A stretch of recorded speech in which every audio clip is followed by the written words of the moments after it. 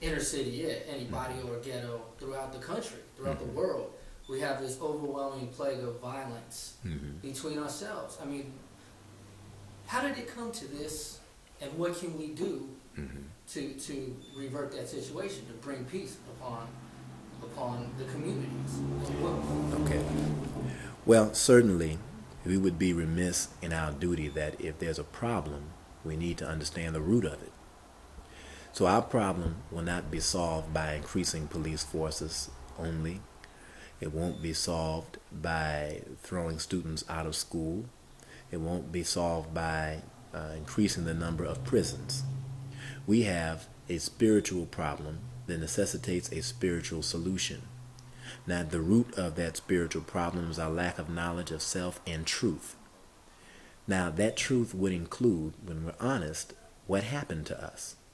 A moment ago, I spoke of we have to see the hidden hand, because our problem is common, that we can go in other parts of the world and find the same kind of problems.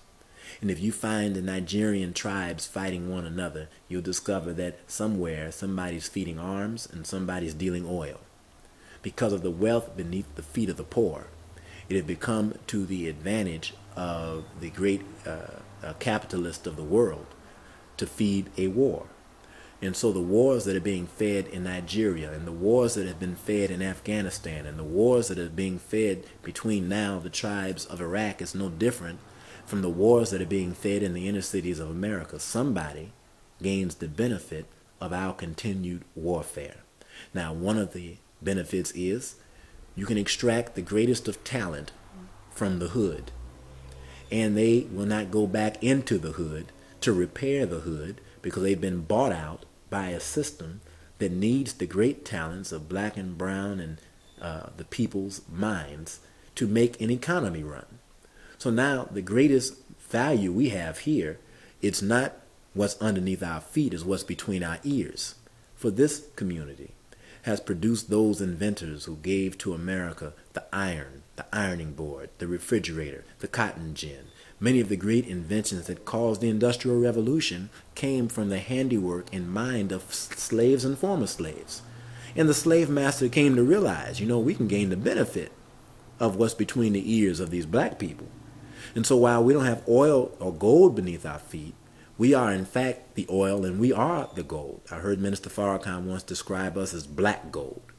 What we offer of talent and capability is necessity for the continuance of the economy as we know it.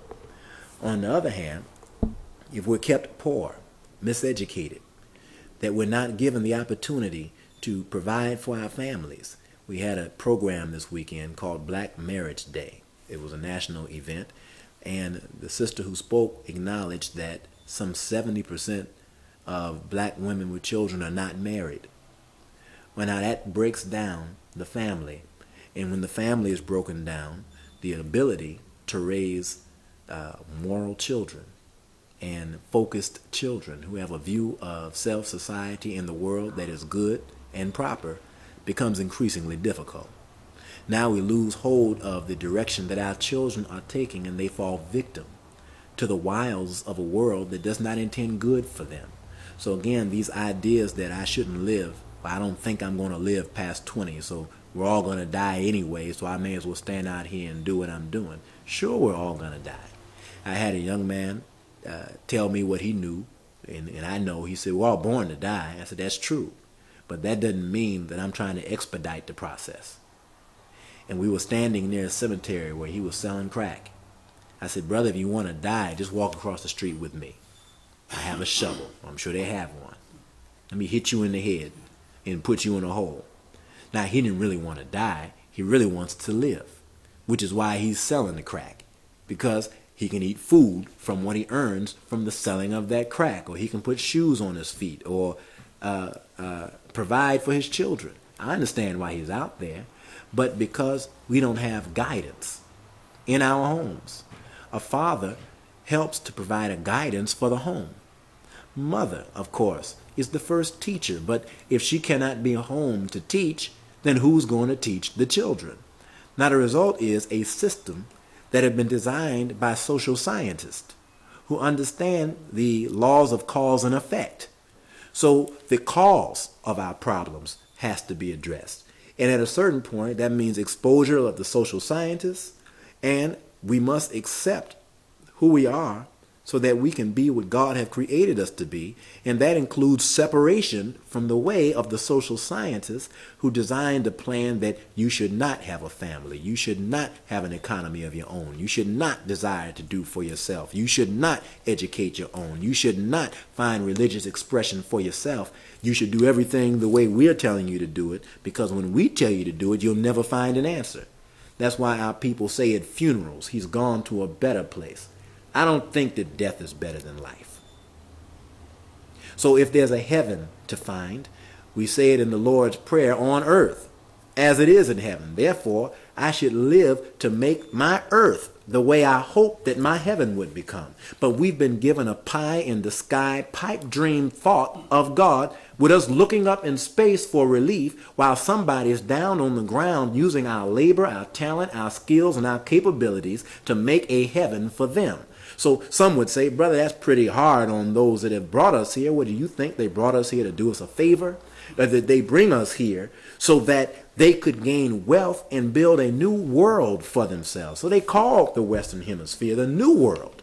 It wasn't new. The natives were here for 16,000 years and it had been here as long as the earth had been here.